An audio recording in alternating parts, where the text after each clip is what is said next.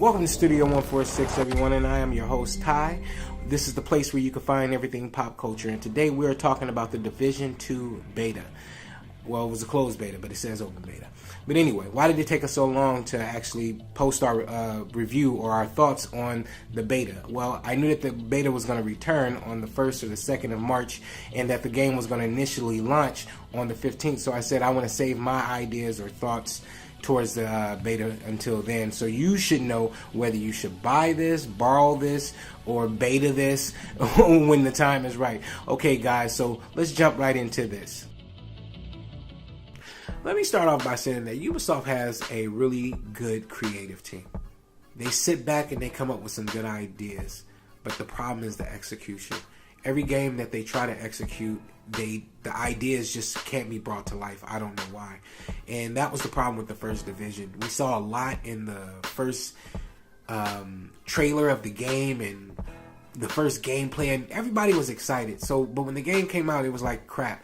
And when the Division 2 was announced, that's exactly what I felt like, part 2 of crap.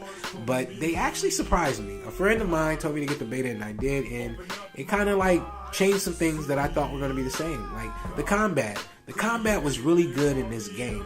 It felt intriguing. I was enthusiastic about it, and the AI was smarter. They would actually get into cover.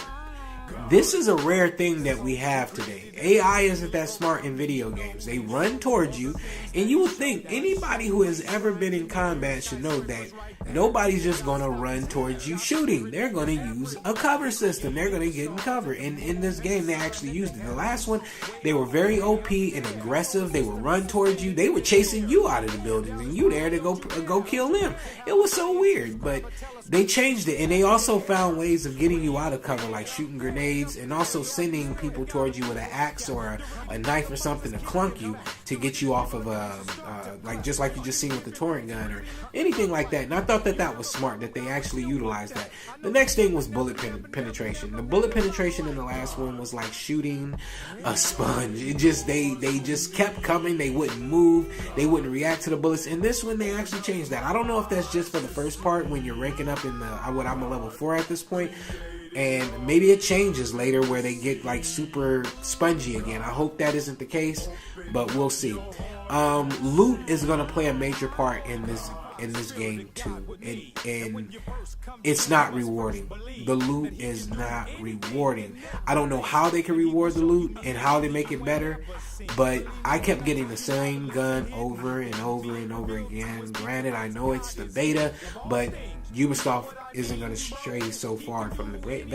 It's going to be the same thing. I have a bunch of things that I did not need. I destroyed them with ease, like without even stressing. Like, am I going to need that later? And that's what you feel. Like, even a silencer. What is a silencer for in this game? That when you shoot one person, everybody know you're there. These things are pointless, you understand?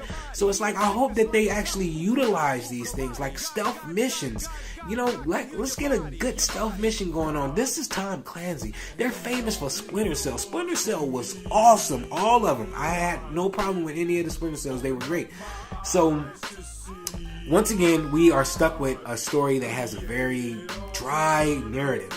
I love marching orders. Playing Red Dead Redemption, even though I was controlled by a psychopath named Dutch, I was like, yes, whatever you want, Dutch. And he was like, you know what, we're going to go get Jack from the Braithwaites. And I was like, yeah, I don't really know Jack, but let's go get him. And we went in there and we did all of that damage to get Jack back. And I enjoyed it. I hate to say that because it sounds like I'm a psychopath, but it was enjoyable. But with Ubisoft not having no story here, I kind of feel like this game is going to be a problem. That's going to be a problem. Hopefully the game isn't DOA when it comes out, Dead on Arrival.